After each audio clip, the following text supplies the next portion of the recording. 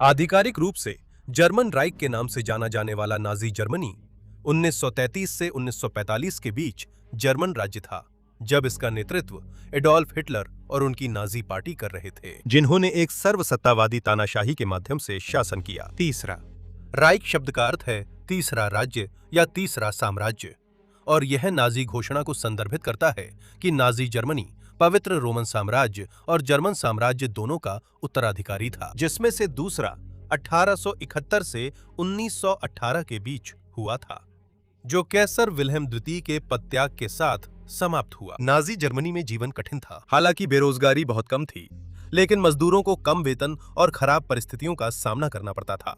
महिलाओं को घर पर रहना था और बच्चों को जन्म देना था। जब बच्चे खुद शिक्षा में प्रवेश करते थे तो उन्हें राजनीतिक प्रचार से उनके दिमाग में विचार भरे जाते थे, किया जाता था। और निश्चित रूप से जो लोग समाज के तथाकथित मानकों में फिट नहीं बैठते थे, चाहे वह उनकी लैंगिकता, धर्म, जातीयता, नस्ल, विकलांगता या युद्ध में लड़ने की अनिच्छा के कारण हो, उन्हें दंडित और प्रताड़ित किया जाता था। इस डॉक्यूमेंट्री में हमारे साथ जुड़िए, जहां हम जर्मनी के तृतीय राइक के उत्थान और पतन का पता लगाएंगे। वॉर्स ऑफ द वर्ल्ड में आपका स्वागत है।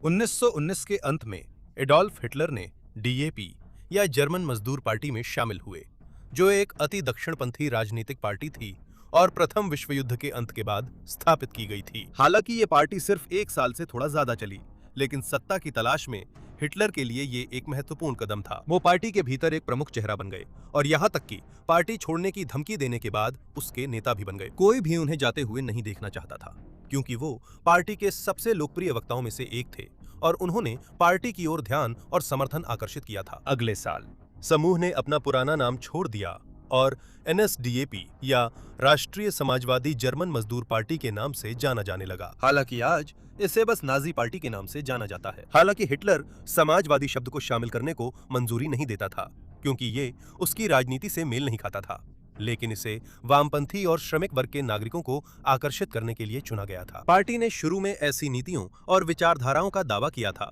जो पूंजीवाद विरोधी और बुर्जुआ विरोधी विचारधारा के अनुरूप थीं, लेकिन आमतौर पर इसे एक दक्षिणपंथी पार्टी माना जाता था और बाद में वे अधिक वामपंथी तत्व पार्टी के सिद्धांत से हटा दिए गए और उनकी जगह व्यापार समर्थक और संपत्ति संरक्षण वाले घटकों ने ले ली। कई वर्षों तक हिटलर नाजी पार्टी के नेता बने रहे, लेकिन 1922 में जब उन्होंने बवेरिया में एक असफल तख्तापलट करने के लिए मुकदमा झेला, तो वे राष्ट्रीय सुर्खियों में आ गए और हालांकि उन्हें इस अपराध के लिए 5 साल की सजा सुनाई गई, उन्हें रिहा किए जाने से पहले उन्होंने सिर्फ 9 महीने ही जेल में बिताए।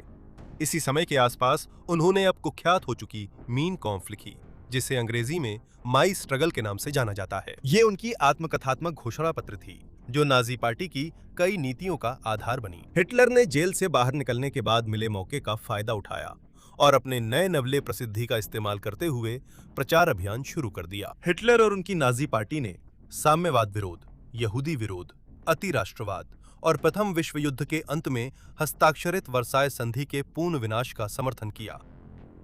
हालांकि वो अपने प्रचार अभियान में लगातार लगे रहे, उस समय हिटलर और उनकी नाजी पार्टी पर ज्यादा ध्यान नहीं दिया गया। ये तब तक नहीं हुआ जब तक 1929 में अमेरिका में वॉल स्ट्रीट क्रैश नहीं हुआ, जिससे जर्मन अर्थव्यवस्था और वहां के लोग संकट में आ गए। जर्मनी के आम लोगों के कठिन समय का फायदा उठाते हुए हिटलर ने मौजूदा सरकार की खुलकर आलोचना करनी शुरू कर दी और उसकी अपने लोगों के लिए मदद और चिंता की कमी की निंदा की। इसी समय के आसपास जर्मनी की वामपंथी कम्युनिस्ट पार्टी या केपीडी उभरने लगी और क्रांति की मांग करने लगी, और क्योंकि कई नागरिक कम्युनिज्म से डरते थे, उन्होंने इसके बजाय नाजी पार्टी का समर्थन करना चुना। हालांकि एडोल्फ हिटलर ने 1932 में राष्ट्रपति पद के लिए चुनाव लड़ा, लेकिन वह पॉल वॉन हिंडनबर्ग से हार गए। फिर भी उन्होंने मजबूत समर्थन बनाए रखा, क्योंकि वह दूसरे स्थान पर आए थे, और अगले कुछ महीनों में नाजी पार्टी जर्मनी की संसद के निचले सदन राइक्सटाग में सबसे बड़ी पार्टी बन गई। अगले साल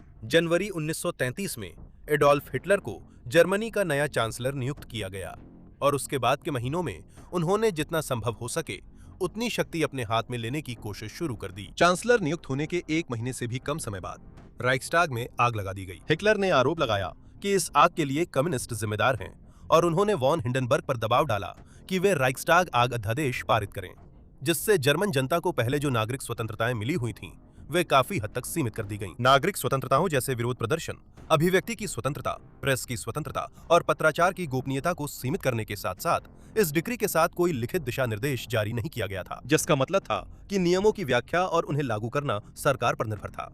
वे जैसे चाहें वैसे कर सकते थे। इसने सरकार को वे शक्तियां ग्रहण करने की अनुमति दी जो पहले संघीय राज्यों के लिए आरक्षित थीं, और इसके तहत कुछ विशेष अपराधों के लिए कड़ी सजाएं लागू की गईं, जिनमें सार्वजनिक इमारतों में आग लगाने पर मौत की सजा भी शामिल थी। इस आदेश ने स्वाभाविक रूप से केपीडी पर कहर बरपा दिया। जर्मनी के कुछ हिस्सों में कम्युनिस्ट प्रेस पर प्रतिबंध लगा दिया गया। साथ ही कम्युनिस्ट सभाओं और प्रदर्शनों पर भी रोक लगा दी गई। उन्होंने तो पार्टी नेताओं को भी गिरफ्तार कर लिया। इसी बीच प्रूसिया में केपीडी सदस्यों की गिरफ्तारियां आम थीं और आग लगने के कुछ ही दिनों बाद हजारों नेताओं को जेल में डाल दिया गया। राइक्सटाग आग अध्यादेश जारी होने के 2 हफ्तों के भीतर ही प्रूसिया में कुल 10,000 गिरफ्तारियां हुई थीं।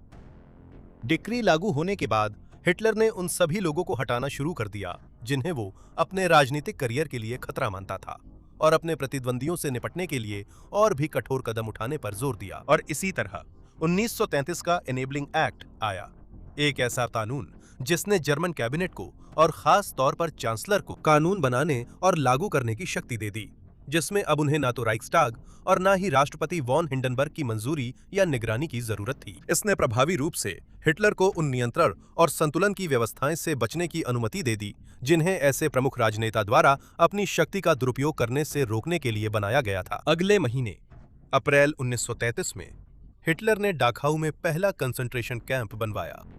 शुरुआत में इसका इस्तेमाल हिटलर के राजनीतिक विरोधियों के लिए किया जाना था, जिनमें कम्युनिस्ट और सोशल डेमोक्रेट शामिल थे।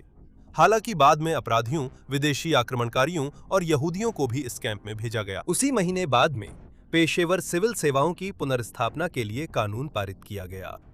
इस अधिनियम को नाजी पार्टी के कुख्यात रूप से नस्लवादी और यहूदी विरोधी कानूनों के शुरुआती उदाहरणों में से एक माना जाता है, और इसका उद्देश्य यहूदी और गैर आर्य व्यक्तियों को सिविल सेवा की भूमिकाओं से हटाना था। कई लोगों को अपने पदों से जबरन रिटायर होने के लिए मजबूर किया गया, लेकिन कुछ को, खासकर जिनके कम्युनिस्ट संबंध थे, पूरी तरह से नौकरी से निकाल दिया गया। गैर आर्य लोगों को शिक्षक, न्यायाधीश, वकील, डॉक्टर, प्रोफेसर या सरकार के भीतर किसी भी पद पर काम करने की अनुमति नहीं थी। मई में यूनियन कार्यालयों को ध्वस्त कर दिया गया, यूनियन नेताओं को गिरफ्तार कर लिया गया और ट्रेड यूनियन समूहों को भंग होने के लिए मजबूर किया गया। आगामी महीनों में हिटलर ने अपने राजनीतिक विरोधियों को हतोत्साहित करने और उनके संगठनों को भंग करने के लिए हर संभव प्रयास किया, जिनमें से अधिकांश उसने बलपूर्वक किए। मई में उसने सोशल डेमोक्रेट्स की संपत्तियों को जब्त करने का आदेश दिया और अगले महीने पार्टी पर प्रतिबंध लगा दिया गया। बाद में जून में उसने जर्मन नेशनल पीपल्स पार्टी के कार्यालयों पर छापा मरवाया और 29 जून को पार्टी भंग कर दी गई। जुलाई में पार्टियों के गठन के खिलाफ कानून पारित होने के बाद जर्मनी एक दलीय राज्य बन गया, जिसमें कहा गया कि जर्मनी में केवल नाजी पार्टी ही कानूनी पार्टी है। नई पार्टियों की स्थापना को अवैध घोषित कर दिया गया और बची हुई सभी पार्टियों पर प्रतिबंध लगा दिया गया। अगले 5 वर्षों के चुनावों को नाजियों ने पूरी तरह से नियंत्रित किया, जिन्होंने केवल अपनी पार्टी के सदस्यों और चुनिंदा स्वतंत्र उम्मीदवारों को ही चुने जाने की अनुमति दी। इसी समय के आसपास राइक्सटाग ने अपनी लोकतांत्रिक जिम्मेदारियों से हाथ खींच लिया।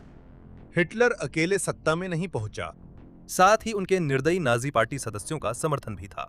उन्होंने स्टुर्मबेटाइलुंग, जिसे एसए या ब्राउन शर्ट्स या स्टॉर्म ट्रूपर्स के नाम से भी जाना जाता है, का भी भरपूर उपयोग किया। ये अर्धसैनिक समूह आधिकारिक रूप से 1921 में नाजियों की सुरक्षा के लिए स्थापित किया गया था, जब वे रैलियों और सभाओं में सार्वजनिक रूप से दिखाई देते थे। राजनीतिक विरोधियों की बैठकों को बाधित करने और अन्य पार्टियों की अर्धसैनिक इकाइयों, जिसमें केपीडी की आरएफबी नामक इकाई भी शामिल थी, से लड़ने के लिए। शुरुआत में एसए ने अनौपचारिक रूप से काम किया। यह समूह एक स्वैच्छिक अर्धसैनिक इकाई के रूप में शुरू हुआ था, लेकिन 1920 की शुरुआत में लगभग 2000 लोगों की एक सभा के दौरान, जिसमें हिटलर ने नाजी पार्टी के 25 सूत्रीय कार्यक्रम पर चर्चा की, उसे विरोध करने वालों और शोर मचाने वालों से परेशानी का सामना करना पड़ा। नतीजतन एसए ने हस्तक्षेप किया और असंतुष्टों को परिसर से बाहर निकालने के लिए रबर की लाठियों का इस्तेमाल किया। अगले साल उन्हें एक आधिकारिक समूह के रूप में स्थापित किया गया और हिटलर के राजनीतिक जीवन के दौरान उनका इस्तेमाल उन सभी लोगों को डराने, नष्ट करने और भय फैलाने के लिए किया गया जिन्हें वो खतरा मानता था। अगस्त 1934 में राष्ट्रपति वॉन हिंडनबर्ग का निधन हो गया और हिटलर ने इस मौके का फायदा उठाकर जर्मनी का फ्यूरर बनकर सत्ता अपने हाथ में ले ली। सिर्फ 2 महीने पहले उन्होंने एक ब्रिटिश संवाददाता को लिखा था, उद्धरण, ये जोखिम उठाते हुए कि मेरी बात बेतुकी लगे, मैं आपको बताता हूं कि राष्ट्रीय समाजवादी आंदोलन 1000 साल तक चलेगा। ये मत भूलिए कि 15 साल पहले जब मैंने कहा था कि एक दिन मैं जर्मनी पर शासन करूंगा तो लोग मुझ पर कैसे हंसे थे। अब भी जब मैं ये कहता हूं कि मैं सत्ता में बना रहूंगा तो लोग उतनी ही मूर्खता से हंसते हैं। उद्धरण समाप्त।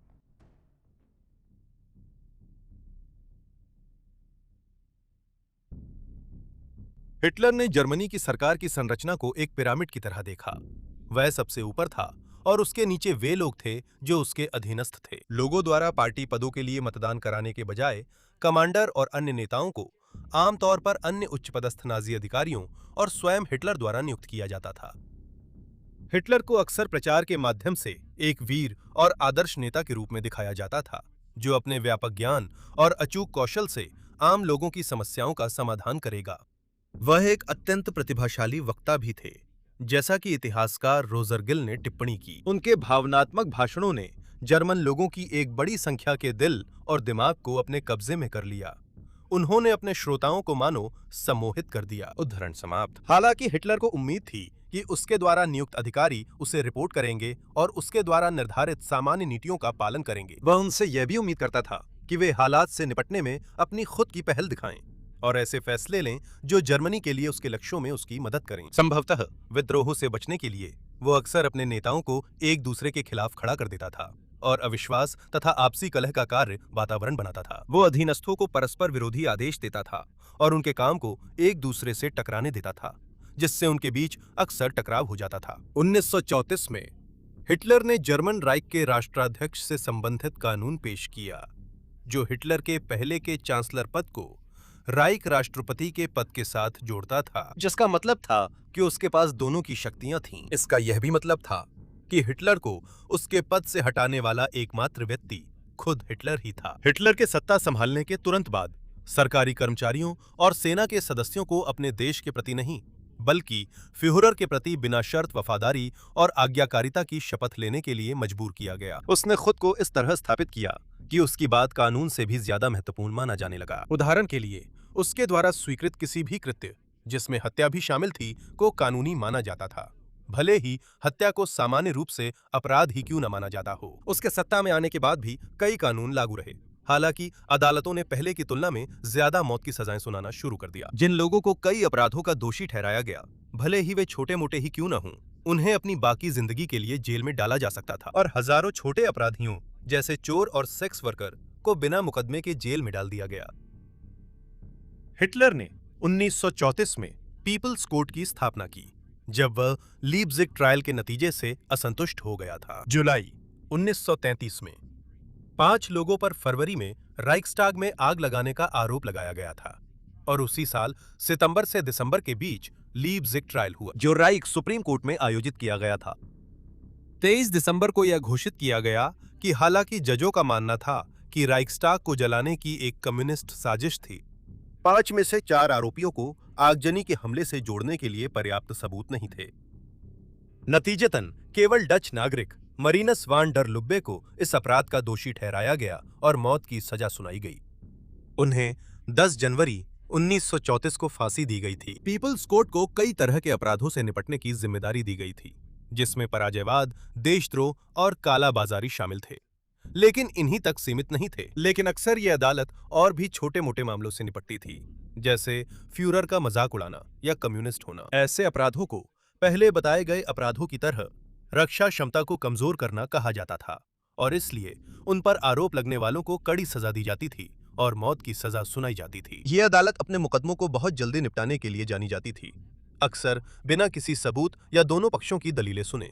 जबकि अदालत के अध्यक्ष रोलॉन फ्राइसलर खुद अभियोजक की भूमिका निभाते थे। उन्हें कभी भी बचाव पक्ष से कोई विरोध नहीं मिला और वे शायद ही कभी उनके पक्ष में खड़े हुए हों। उन्होंने उचित प्रक्रिया और कानून व न्याय के मानकों की अनदेखी की और आज कई लोग इसे एक दिखावटी अदालत या कंगारू कोर्ट कहते हैं। नाजी शासन के तहत सभी वकीलों को नाजी वकील संघ में शामिल होना अनिवार्य था, जिसका मतलब था कि उन्हें नियंत्रित किया जा सकता था। और न्यायिक प्रणाली में इन बदलावों का मतलब था कि अपराध दर तो कम हो गई, लेकिन जिन अपराधों में मौत की सजा दी जाती थी उनकी संख्या सिर्फ 3 से बढ़कर 46 हो गई। यहाँ तक कि जो लोग जेल से रिहा भी हो जाते थे वे अक्सर घर जाने के लिए स्वतंत्र नहीं होते थे। उनकी जगह उन्हें एकाग्रता शिविरों में भेज दिया जाता था। कोर्ट द्वारा लिए गए फैसलों को मजबूत करने और कथित अपराधों की जांच में मदद करने के लिए गेस्टापो था, जो जर्मनी की एक गुप्त पुलिस बल थी जिसे हरमन गोरिंग ने बनाया था। 1933 में नाजी पार्टी के सबसे प्रमुख और शक्तिशाली व्यक्तियों में से एक गेस्टापो हिटलर की सबसे क्रूर और हिंसक इकाइयों में से एक थी, जो अपने पूरे अस्तित्व के दौरान व्यापक स्तर पर भयानक अत्याचार करने के लिए जानी जाती थी। गेस्टापो अक्सर राजनीतिक विरोधियों, असहमति जताने वालों, अपराधियों के साथ साथ उन लोगों को भी निशाना बनाती थी जो सामाजिक मानदंडों में फिट नहीं बैठते थे, जैसे समलैंगिक और विकलांग लोग, साथ ही रोमा और यहूदी लोगों को भी। गेस्टापो द्वारा पकड़े गए लोगों को अक्सर दुर्व्यवहार का शिकार बनाया जाता था और बिना किसी कानूनी प्रक्रिया के उन्हें एकाग्रता शिविरों में डाल दिया जाता था। और ये इकाई ऐसे लोगों की तलाश में जर्मन आबादी की निगरानी के लिए जानी जाती थी। हालांकि जर्मन लोगों में जो डर उन्होंने पैदा किया उसने अक्सर नागरिकों को एक दूसरे की शिकायत करने के लिए प्रेरित किया। छात्र और युवा विरोधी समूह जैसे व्हाइट रोज, आइडल वाइस पायरेट्स और स्विंग यूथ सभी को गेस्टापो की निगरानी में रखा गया था और अंततः उनके कई सदस्यों और नेताओं को गिरफ्तार कर लिया गया और उन्हें मौत की सजा सुनाई गई या फिर एकाग्रता शिविरों में भेज दिया गया। 1930 के दशक के मध्य से अंत तक गेस्टापो ने कई प्रतिरोध समूहों में घुसपैठ की और उनके सदस्यों को एक प्रकार की सुरक्षा हिरासत के रूप में एकाग्रता शिविरों में डाल दिया, क्योंकि ऐसी कार्रवाई के खिलाफ कोई कानूनी बचाव नहीं था। अपने लोगों में डर पैदा करने के साथ साथ नाजी पार्टी ने प्रचार और कानूनों के जरिए अपनी नफरत और संकीर्णता फैलाने के लिए कड़ी मेहनत की। जैसा कि हम अच्छी तरह जानते हैं, नस्लवाद और यहूदी विरोध पार्टी के सिद्धांत के मूल स्तंभ थे, जिसमें नाजियों का मानना था कि श्रेष्ठतम जाति आर्य जाति है। असल में श्वेत जर्मन लोग, जिनकी जड़ें 18वीं या 19वीं सदी के यूरोप तक जाती थीं, जो लोग इस मानक में फिट नहीं होते थे, जिनमें यहूदी, अश्वेत और रोमा समुदाय के लोग शामिल थे, उन्हें तथाकथित आर्य जाति का नहीं माना जाता था, क्योंकि नाजियों के अनुसार वे यूरोपीय नहीं थे। नाजियों का मानना था कि हीन जातियां समाज में घुसपैठ कर चुकी हैं और वे आर्य जाति के शोषण और दमन के लिए जिम्मेदार हैं। सितंबर 1935 में नूर्नबर्ग कानून लागू किए गए, जिनमें आर्य और यहूदियों के बीच शारीरिक और रोमांटिक संबंधों, जिसमें विवाह भी शामिल है, पर प्रतिबंध लगा दिया गया। हालांकि बाद में इन कानूनों का विस्तार करके उनमें उन सभी लोगों को शामिल कर लिया गया जिन्हें गैर आर्य माना जाता था, जिसमें अश्वेत और रोमा समुदाय के लोग भी शामिल थे। इन कानूनों में यह भी कहा गया था कि 45 वर्ष से कम उम्र की महिलाओं को यहूदी परिवारों द्वारा नौकरी पर नहीं रखा जा सकता था, जबकि एक और कानून, राइख नागरिकता कानून, में यह कहा गया था कि केवल जर्मन या उनसे संबद्ध वंश के लोग ही नागरिक हो सकते हैं। नागरिकता साबित करने के लिए जर्मनों को अपनी वंशावली 19वीं सदी तक पीछे जाकर साबित करने की लंबी प्रक्रिया से गुजरना पड़ता था। कई लोगों ने आधिकारिक रिकॉर्ड देखने और आवश्यक कागजात प्राप्त करने के लिए वंशावली विशेषज्ञों को भी नियुक्त किया। एक बार प्रक्रिया पूरी हो जाने के बाद संबंधित कागजात समीक्षा के लिए राइख रिश्तेदारी अनुसंधान कार्यालय में जमा किए जाते थे। इसके अलावा नागरिकता किसी भी व्यक्ति से वापस ली जा सकती थी या उसे दी ही नहीं जा सकती थी अगर वह नाजी शासन का पर्याप्त समर्थन नहीं करता था। हालांकि जिन्हें गैर आर्यन माना जाता था उनका उत्पीड़न किया गया, लेकिन अक्सर यहूदी परिवार, व्यक्ति और व्यवसाय ही सबसे ज्यादा पीड़ित हुए। हिटलर की तानाशाही के तहत और यहूदी समुदाय पर उनके हमले लगभग तुरंत ही शुरू हो गए थे।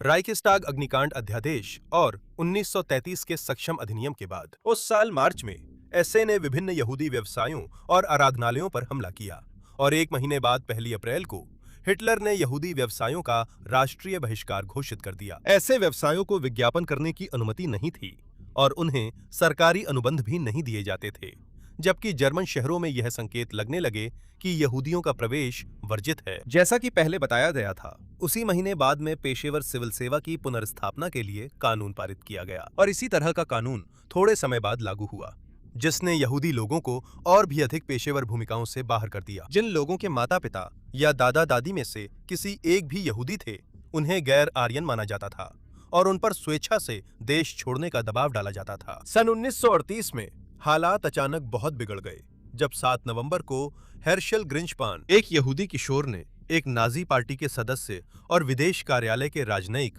अर्न्स्ट वॉन राथ की गोली मारकर हत्या कर दी। हेर्शल और उनके परिवार ने कई अन्य यहूदी परिवारों की तरह पिछले वर्षों में जब से हिटलर ने सत्ता संभाली थी, बहुत कठिनाइयों का सामना किया था। उनके पिता ने अपना व्यवसाय खो दिया, उनके भाई बहनों ने अपनी नौकरियां खो दी और 1938 में हत्या के समय तक उन्हें अभी-अभी पता चला था कि उनके माता-पिता को जबरन उनके घर से निकालकर स्पॉन्चिंग भेज दिया गया है, जो पोलैंड की सीमा पर स्थित एक कॉन्सेंट्रेशन कैंप था। हत्या के बाद नाजियों ने एक दंगा भड़काया जिसमें एस्से ने पूरे देश में सिनेगॉग, स्कूल, घर और अन्य यहूदी संपत्तियों को नुकसान पहुंचाया और नष्ट कर दिया। जहां कम से कम 91 जर्मन यहूदियों की हत्या कर दी गई, वहीं अनुमान है कि इसके बाद 600 से अधिक यहूदी लोगों ने खुदकुशी कर ली। इस डरावने घटनाक्रम को बाद में टूटे हुए शीशों की रात या क्रिस्टल नाक्ट कहा गया। इसका नाम इस तथ्य से लिया गया कि अगले दिन इमारतों को भारी नुकसान पहुंचने के कारण टूटा हुआ कांच सड़कों और फुटपाथों पर बिखरा पड़ा था। एस्से को आम नागरिकों के साथ साथ हिटलर की युवा शाखा के सदस्यों ने भी मदद की और अंततः लगभग 7 सिनेगॉग नष्ट कर दिए गए, 7,000 से अधिक व्यवसाय तबाह हो गए और लगभग 30,000 यहूदी पुरुषों को गिरफ्तार करके एकाग्रता शिविरों में भेज दिया गया। इस अत्याचार के बारे में ब्रिटिश अखबार द टाइम्स ने 11 नवंबर को लिखा, उद्धरण, कोई भी विदेशी प्रचारक जो दुनिया के सामने जर्मनी की छवि खराब करना चाहता हो, जलाए जाने और पिटाई की घटनाओं, निहत्थे और निर्दोष लोगों पर कायराना हमलों की इस कहानी से बढ़कर कुछ नहीं कह सकता, जिसने कल उस देश को शर्मसार कर दिया। उद्धरण समाप्त। आगामी महीनों में यहूदी कैदी बन गए, भले ही वे पहले से ही एकाग्रता शिविरों में न हों। उन्हें कार चलाने, काम करने, व्यवसाय रखने, सिनेमा या पुस्तकालय जाने, हथियार रखने और स्कूल जाने से मना कर दिया गया था। यहूदी समुदाय पर सामूहिक रूप से 1 अरब मार्क का जुर्माना लगाया गया ताकि नुकसान की भरपाई की जा सके और उन्हें आदेश दिया गया कि वे अपनी संपत्ति को हुए नुकसान के लिए मिली बीमा राशि भी सरकार को सौंप दें। 1939 तक जर्मनी में रहने वाले हजारों यहूदियों में से लगभग 1000 लोग देश छोड़ चुके थे।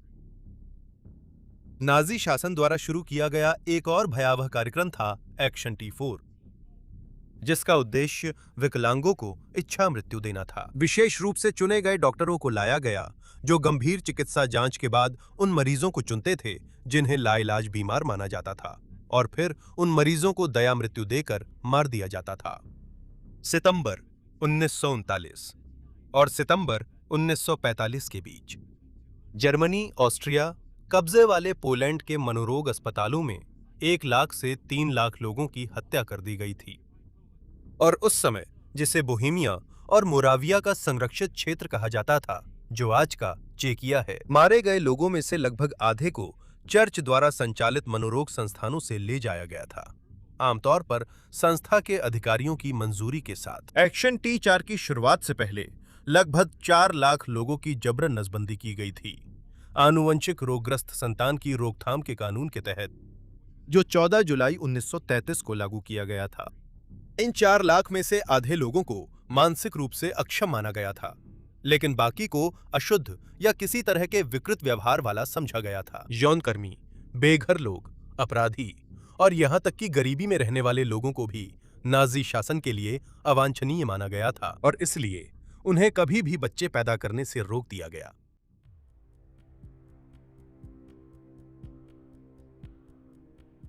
कई जर्मन नागरिकों ने शुरुआत में नाजियों का समर्थन किया था क्योंकि उन्होंने पूरे देश के लोगों के लिए एक उज्जवल, समृद्ध भविष्य का वादा किया था, जिसकी अर्थव्यवस्था 1929 के वॉल स्ट्रीट क्रैश से तबाह हो गई थी। हिटलर खुद बेरोजगारी को कम करने की कोशिश कर रहा था और जर्मनी को एक आत्मनिर्भर देश के रूप में स्थापित करने के लिए उत्सुक था और 1939 तक उसने उन चीजों में से एक को हासिल कर लिया था। इस समय देश में बहुत कम बेरोजगारी थी।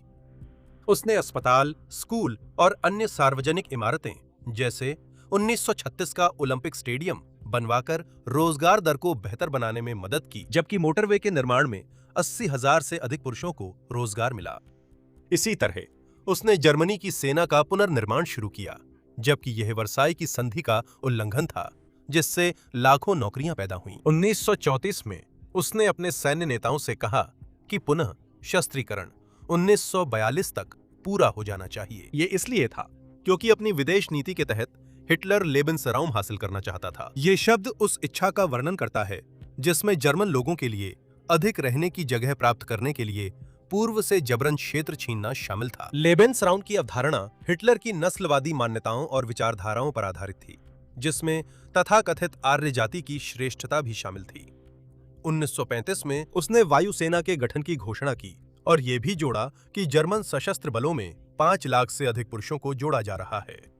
उसी वर्ष बाद में हुए एंग्लो जर्मन नौसैनिक समझौते ने जर्मनी को अपनी खुद की नौसेना का बेड़ा बनाना शुरू करने की अनुमति दी। इसके अलावा क्योंकि हिटलर दृढ़ता से मानता था कि महिलाओं को गृहिणी और संतान जन्म देने वाली होना चाहिए, उसने यह सुनिश्चित किया कि पुरुषों के पास स्थिर रोजगार हो जिससे वे बढ़ते परिवारों का समर्थन कर सकें। उसने 18 से 25 वर्ष की आयु के पुरुषों के लिए राष्ट्रीय श्रम सेवा शुरू की, जिसमें वे पहले बताए गए सार्वजनिक भवनों और सड़कों के निर्माण में मदद करते थे। और उसने युवा पुरुषों की सेना में भी अनिवार्य भर्ती करवाई। हालांकि हिटलर के शासनकाल में बेरोजगारी दर बेहद कम थी, लेकिन यह ध्यान देने योग्य है कि इन आंकड़ों में कई समूह शामिल नहीं थे, जैसे यहूदी जिन्हें बेरोजगार कर दिया गया था और उन्हें कंसंट्रेशन कैंपों में भेज दिया गया था, महिलाएं जिन्हें घर पर रहने के लिए अपनी नौकरियां छोड़ने के लिए मजबूर किया गया था, और पुरुष जो सेना का हिस्सा थे। जहां शस्त्र उद्योगों में काम करने वाले लोग नाजी शासन के तहत अच्छा कर रहे थे और प्रबंधकों को 50% वेतन वृद्धि मिली, वहीं इन उद्योगों के बाहर के लोग संघर्ष कर रहे थे। मजदूरी घट गई,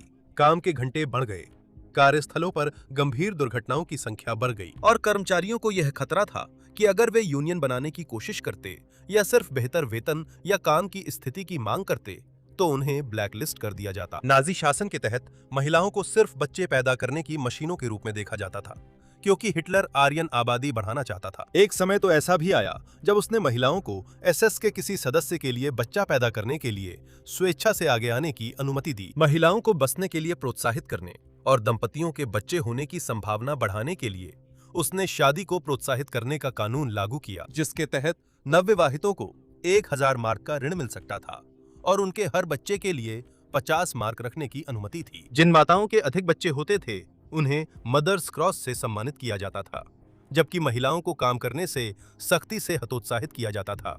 और अंततः बेरोजगारी कम करने का कानून लागू किया गया, जिसमें महिलाओं को घर पर रहने के लिए आर्थिक प्रोत्साहन दिया गया। महिलाओं को 1943 तक यानी युद्ध समाप्त होने से 2 साल पहले तक सेना में भर्ती नहीं किया गया था। गौर करने वाली बात है कि यहाँ तक कि छोटी लड़कियां भी पारंपरिक लैंगिक भूमिकाओं के मतारोपण से नहीं बच सकीं। जैसे लड़कों के लिए हिटलर युवा कार्यक्रम था, जिसमें उन्हें फिट रहने और राइफल चलाना सिखाया जाता था, वैसे ही छोटी लड़कियों के लिए जर्मन लड़कियों का संघ था, जिसमें उन्हें खाना बनाना और सिलाई करना सिखाया जाता था। हालांकि लड़कियों और लड़कों दोनों को स्कूल में एक बदला हुआ पाठ्यक्रम पढ़ाया जाता था, जो उनमें नाजी मान्यताओं का मतारोपण करने पर केंद्रित था। उनकी इतिहास की कक्षाओं में यह पढ़ाया जाता था कि पार्टी कैसे प्रमुखता पर आई, जबकि जीव विज्ञान में यूजेनिक्स और छद्म विज्ञान के बारे में सिखाया जाता था। बच्चों को एक नया विषय भी पढ़ाया जाता था, जाति अध्ययन और विचारधारा, जो आर्य आदर्शों पर केंद्रित था, और उसमें यहूदी विरोध भी शामिल था। हिटलर और नाजी जर्मन नागरिकों के जीवन के हर पहलू को नियंत्रित करना चाहते थे, और इसमें प्रचार और पत्रकारिता पर सेंसरशिप एक बहुत बड़ा हिस्सा था। जोसेफ गोएबल्स उस सरकारी विभाग के प्रमुख थे जो ऐसी गतिविधियों के लिए जिम्मेदार था। जन प्रबोधन और प्रचार मंत्रालय पूरे देश में नाजी झंडे और फ्यूरर की तस्वीरें लगाकर नाजियों और हिटलर को रोजमर्रा की जिंदगी का हिस्सा बना दिया गया था। गोएबल्स ने यह सुनिश्चित किया कि सभी मीडिया आउटलेट्स पार्टी के नियंत्रण में हों, जिससे वे कौन सी खबरें छाप सकते हैं इस पर प्रतिबंध लगाया गया। अक्सर केवल वही खबरें छपती थीं जो हिटलर और नाजियों को अच्छे रूप में दिखाती थीं। इसी तरह उस समय केवल राइक प्रसारण निगम ही एकमात्र उपलब्ध रेडियो स्टेशन था, जिसे निश्चित रूप से गोएबल्स ही चलाते थे। इसके अलावा नाजियों ने जनता के समर्थन को दिखाने के लिए नियमित रूप से रैलियां आयोजित की, जबकि 1936 के ओलंपिक का इस्तेमाल तथाकथित आर्य जाति की श्रेष्ठता दिखाने के लिए किया गया। सड़कों पर लगे लाउडस्पीकरों का इस्तेमाल शासन के समर्थन में संदेश देने के लिए किया जाता था, और नाजी नियंत्रण इतना कड़ा था कि वह कला और संस्कृति तक भी फैला हुआ था। आधुनिक कला को हिटलर द्वारा पतित माना जाता था, और इसी कारण 100 से अधिक कलाकृतियों को सार्वजनिक प्रदर्शन से हटा दिया गया, जबकि जर्मनी में फिल्में केवल तभी दिखाई जाती थीं जब वे प्रचार के काम आती थीं। आखिरकार नाजियों ने फिल्म निर्माण और वितरण पर कब्जा कर लिया और पार्टी ने राजनीतिक रूप से विश्वसनीय फिल्म निर्माताओं के लिए एक पेशेवर स्कूल की स्थापना की। यहूदी संगीतकारों द्वारा रचित शास्त्रीय संगीत पर प्रतिबंध लगा दिया गया था, लेकिन जर्मन संगीतकारों के कार्यों को बड़े पैमाने पर बढ़ावा दिया गया। जैज संगीत को भी नाजियों द्वारा पूरी तरह से निषिद्ध माना जाता था और शासन इस बात को लेकर बहुत सख्त था कि जनता को कौन सी किताबें हासिल करने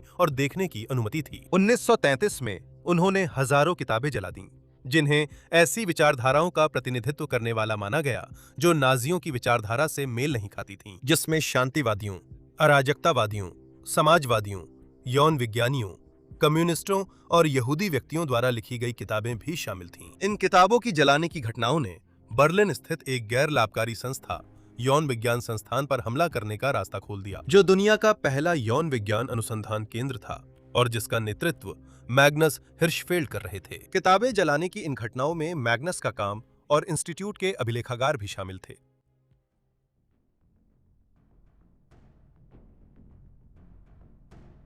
मई 1933 में हिटलर ने कहा कि वो अमेरिकी राष्ट्रपति फ्रैंकलिन डी रूजवेल्ट से सैन्य निरस्त्रीकरण के प्रस्ताव को स्वीकार करेगा, लेकिन केवल इस शर्त पर कि बाकी यूरोप भी वही करेगा। जब वे यह लगभग असंभव कार्य करने में असफल रहे, तो हिटलर ने जर्मनी को विश्व निरस्त्रीकरण सम्मेलन और राष्ट्रसंघ से बाहर निकाल लिया। उन्होंने कहा कि निरस्त्रीकरण के प्रस्ताव अनुचित हैं, क्योंकि वे केवल जर्मनी पर लागू होते हैं। वह अक्सर विश्व शांति की इच्छा की बात करते थे और यहां तक कि जनवरी 1934 में पोलैंड के साथ एक अनाक्रमण संधि पर भी हस्ताक्षर किए, जिसका उपयोग उन्होंने इस दावे के समर्थन में किया कि उन्हें युद्ध में कोई रुचि नहीं है। इसके अलावा जब उसी वर्ष बाद में ऑस्ट्रिया में नाजी विद्रोह शुरू हुआ, लेकिन अंततः असफल रहा, तो उन्होंने उस योजना से खुद को अलग कर लिया और अपने लोगों को संबंध सुधारने के लिए वियना भेजा। 1930 के दशक के अंत में हिटलर अन्य देशों के साथ अपने विभिन्न संबंधों को लेकर बहुत व्यस्त रहते थे। जून 1935 में एंग्लो जर्मन नौसैनिक समझौते पर हस्ताक्षर होने के बाद के महीनों में दूसरा इतालवी इथियोपिया युद्ध छिड़ गया, जिसमें नाजी जर्मनी ने इथियोपिया को हथियार और आपूर्ति प्रदान की। इटली द्वारा ऑस्ट्रिया को मिलाने की जर्मनी की इच्छा को बार बार ठुकराए जाने के कारण जर्मनी ने इथियोपिया का समर्थन किया।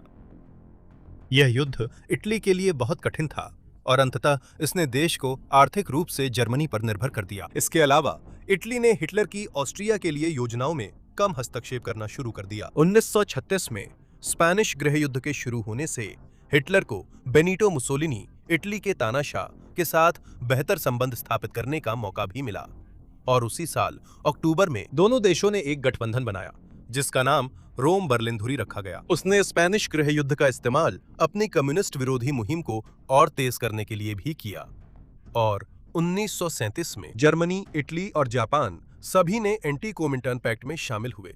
यह एक कम्युनिस्ट विरोधी समझौता था जिसे जापानियों ने सोवियत संघ के खिलाफ एक गठबंधन के रूप में देखा। लेकिन 1940 में इन तीनों देशों ने बर्लिन पैक्ट पर हस्ताक्षर किए, जिसमें सोवियत संघ के बजाय अमेरिका को मुख्य खतरे के रूप में चिन्हित किया गया। सालों तक नाजी जर्मनी ने ऑस्ट्रिया को अपने में मिलाने और उसे जर्मनी के शासन के अधीन करने की कोशिश की थी, लेकिन 1938 में ही नाजियों को इसमें सफलता मिली। उस साल की शुरुआत में ऑस्ट्रियाई चांसलर कूर्ट वॉन शुशनिग ने देश की स्वतंत्रता को फिर से स्थापित करने के प्रयास में हिटलर से मुलाकात की, लेकिन बैठक योजना के अनुसार नहीं हुई और 9 मार्च को उन्होंने एक मतदान कराने का आह्वान किया ताकि यह तय किया जा सके कि ऑस्ट्रिया की जनता चाहती है कि देश का विलय हो या नहीं। हालांकि मतदान होने से पहले वॉन शुशनिग नाजी पार्टी द्वारा डाले गए दबाव के आगे झुक गए और अंततः इस्तीफा दे दिया। बताया जाता है कि नाजियों के दबाव में और अपने इस्तीफा भाषण के दौरान वॉन शुशनिग ने ऑस्ट्रियाई सेनाओं से देश में जर्मन सेना के प्रवेश का विरोध न करने का अनुरोध किया। अगले दिन 12 मार्च को हिटलर और उनके लोग देश में दाखिल हुए, जहां उनका स्वागत प्रशंसा और उत्साह के साथ किया गया। ऑस्ट्रिया का विलय 13 मार्च को पूरा हुआ, जब एक नई नाजी सरकार नियुक्त की गई। वॉन शुशनिग को उनके इस्तीफे के बाद कैद कर लिया गया। अगले साल जर्मनी ने चेकोस्लोवाकिया पर आक्रमण किया और 1 सितंबर 1939 को हिटलर ने पोलैंड पर हमला किया। हालांकि उन्हें बताया गया था कि अगर जर्मनी नहीं हटा तो ब्रिटेन और फ्रांस युद्ध की घोषणा कर देंगे। हिटलर के लोग अंततः वहीं रहे और आक्रमण जारी रहा। 2 दिन बाद ब्रिटेन ने युद्ध की घोषणा कर दी।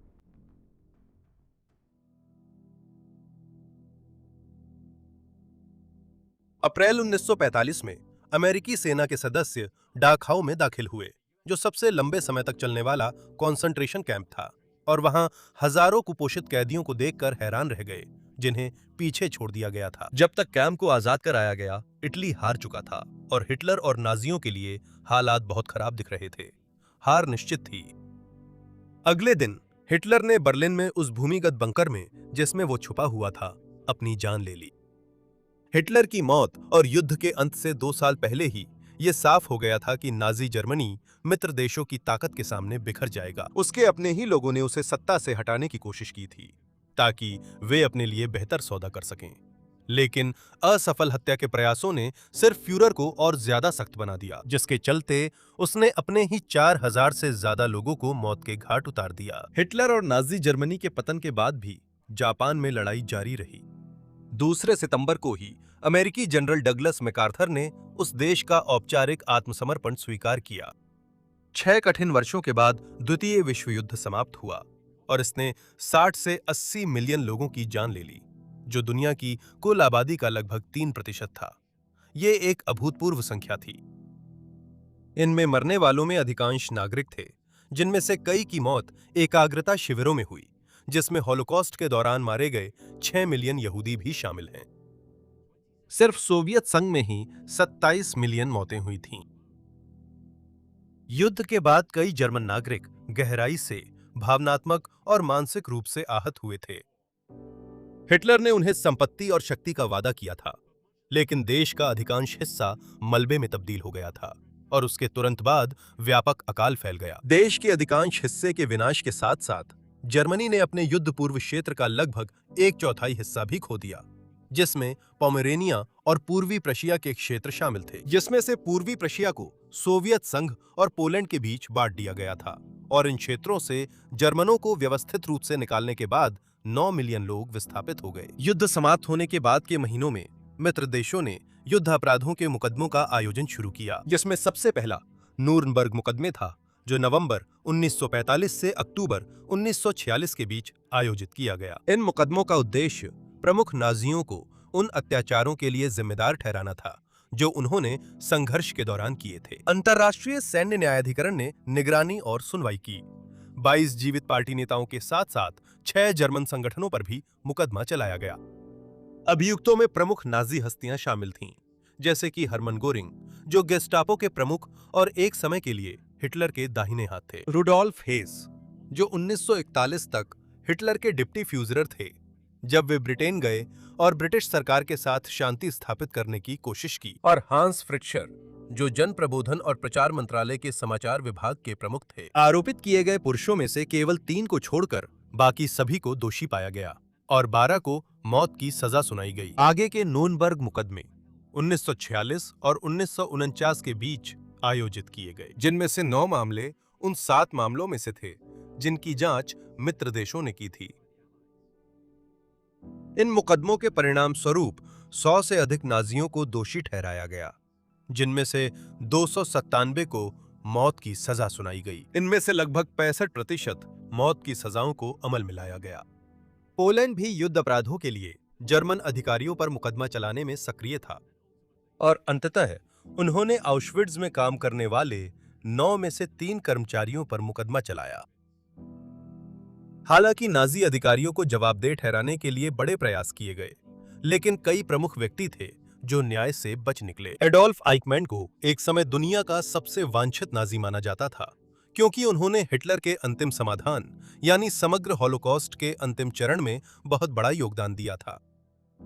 आइकमैन ने यहूदियों की पहचान करने और उन्हें आउशविट्ज सहित अन्य कॉन्सेंट्रेशन कैंपों में भेजने में बहुत मदद की थी। 1960 में आइकमैन को इजरायली मोसाद एजेंटों ने पकड़ लिया और 4 महीने की सुनवाई के बाद उन्हें दोषी पाया गया। उन्हें मौत की सजा सुनाई गई और मई 1962 में फांसी दी गई। जोसेफ मेंगले, जिन्हें डरावने तरीके से मौत का फरिश्ता कहा जाता था, एक और महत्वपूर्ण नाजी व्यक्ति थे जो आखिरकार जर्मनी से भाग गए। वो ऑशविट्ज में अपने मरीजों पर डरावने प्रयोग करने के लिए जाने जाते थे, जहां वे अक्सर महिलाओं, जुड़वा बच्चों और विकलांग लोगों को मानव गिनी पिग की तरह इस्तेमाल करते थे। उन्होंने 3 साल तक जर्मनी में छुपकर समय बिताया। उसके बाद वे अर्जेंटीना चले गए, जहां उन्होंने दोबारा शादी की और एक मैकेनिकल उपकरणों की दुकान खोली। आइकमैन के पकड़े जाने के बाद वह भूमिगत हो गए और पश्चिम जर्मनी द्वारा अर्जेंटीना के अधिकारियों को प्रत्यर्पण का अनुरोध भेजा गया, लेकिन अधिकारियों ने कहा कि समीक्षा आवश्यक है, जिससे प्रत्यर्पण प्रभावी रूप से रुक गया। हालांकि नाजी अपराधियों का पीछा करने वाले लोग लगातार उनका पीछा करते रहे, लेकिन उनकी मृत्यु 1979 में ब्राजील में हो गई। हालांकि उनकी मौत की पुष्टि 6 साल बाद 1985 में हुई। जर्मन आबादी का लगभग 10% किसी न किसी समय नाजी पार्टी या नाजी से जुड़े किसी समूह का सदस्य था, जैसे कि जर्मन श्रम मोर्चा, जिसके 25 मिलियन सदस्य थे, या राष्ट्रीय समाजवादी जन कल्याण संगठन, जिसके 17 मिलियन सदस्य थे। तीसरे राइख के पतन के बाद मित्र देशों ने डीनाजिफिकेशन पहल शुरू की ताकि जर्मन और ऑस्ट्रियाई समाजों को नाजी विचारधारा से मुक्त किया जा सके। नाजी पार्टी के नेताओं और अधिकारियों को पकड़ने और उन पर आरोप लगाने के साथ साथ एसएस के सदस्यों को भी जिम्मेदार ठहराया गया और उन्हें सत्ता के पदों से हटा दिया गया। हालांकि इस प्रारंभिक परियोजना में मित्र देशों की सेनाओं की मदद ली जानी थी, लेकिन अंततः 1940 के दशक के अंत में उन्होंने सत्ता जर्मनी को सौंप दी और 1951 तक यह पहल समाप्त कर दी गई थी। कार्यक्रम की शुरुआत में उत्साह बहुत अधिक था और पूरी तरह से काम करने की इच्छा भी उतनी ही प्रबल थी, लेकिन नाजीवाद जर्मन समाज में इतनी गहराई तक समा गया था कि लाखों लोगों की जांच करना, ये पता लगाना कि वे किन गतिविधियों में शामिल थे और उन्हें कानूनी रूप से जिम्मेदार ठहराना असंभव कार्य था। हालांकि कार्यक्रम के प्रति प्रतिबद्धता जल्दी ही कम हो गई, लेकिन मित्र देशों ने कुछ हद तक डीनाजीकरण हासिल किया, जैसे कि जर्मन पुस्तकालयों से नाजी प्रकाशनों को हटाना, स्वास्तिक चिन्ह, अन्य नाजी प्रतीकों और स्वयं नाजी पार्टी पर प्रतिबंध लगाना, और जर्मन नागरिकों से नाजीवाद में उनकी भागीदारी के बारे में प्रश्नावली भरवाना। पूर्व नाजियों, जिनमें नागरिक समर्थक भी शामिल थे, को भी एक समय एकाग्रता शिविरों, सामूहिक कब्रों में ले जाया गया या उन्हें कैदियों द्वारा झेली गई भयानक परिस्थितियों के बारे में वीडियो क्लिप देखने के लिए मजबूर किया गया। 1945 की गर्मियों में मृत शरीरों के छपे हुए पोस्टर बांटे गए, जिन पर लिखा था, ये अत्याचार तुम्हारी गलती या इसके लिए तुम दोषी हो। डीनाजीकरण पहल को कम करने का एक और कारण ये था कि आसन्न शीत युद्ध के दौरान अमेरिका और ब्रिटेन दोनों मानते थे कि पश्चिम जर्मनी एक महत्वपूर्ण सहयोगी हो सकता है और वे लोगों को नाराज नहीं करना चाहते थे। बताया जाता है कि इससे कुछ पूर्व नाजी पार्टी के लोग सत्ता के पदों पर बने रहने में सक्षम हो गए, खासकर पश्चिम जर्मनी में, जहां डीनाजीकरण की प्रक्रिया को बहुत नापसंद किया गया था। हालांकि इसे पूर्वी जर्मनी में कहीं अधिक सराहा गया, जहां इसे समाज को अधिक समाजवादी और वामपंथी दृष्टिकोण की ओर ले जाने में मदद करने वाला एक महत्वपूर्ण हिस्सा माना गया। कार्यक्रम के आधुनिक अमेरिकी आलोचकों ने इसे एक नुकसानदेह, बेबुनियाद उत्पीड़न अभियान और कुल मिलाकर एक विफलता कहा। डीनाजीकरण समाप्त होने के बाद कई माफी कानून पारित किए गए, जिनका असर 1000 से अधिक लोगों पर पड़ा। जिन लोगों को हल्की कम सजाएं मिली थीं, जिनमें एसएस के सदस्य और नाजी पार्टी के निचले स्तर के सदस्य शामिल थे, उन्हें अंततः माफ कर दिया गया। इन रियायतों के परिणाम स्वरूप कई पूर्व नाजी पार्टी सदस्य फिर से राजनीतिक व्यवस्था में शामिल हो गए। 1957 में जर्मन न्याय मंत्रालय के वरिष्ठ अधिकारियों में से 77% सभी पूर्व नाजी थे। हालांकि युद्ध के बाद नाजी समर्थन, सहानुभूति या विश्वास व्यक्त करना नापसंद किया जाता था और जो लोग ऐसे विचार व्यक्त करते थे, उन्हें अपनी नौकरी गंवानी पड़ती थी और समाज से बहिष्कृत कर दिया जाता था। कई जर्मन नागरिकों ने सामूहिक अपराध बोध महसूस किया, भले ही उन्होंने सीधे तौर पर युद्ध या नाजियों की कई क्रूरताओं में भाग नहीं लिया था। एक दशक से भी अधिक समय तक एडोल्फ हिटलर ने नफरत भरी बयानबाजी की और जर्मन जनता को यह आश्वासन दिया कि तीसरा राइख 1000 साल तक चलेगा, लेकिन इसके उलट वो साम्राज्य बहुत ही कम समय में ढह गया और समाप्त हो गया।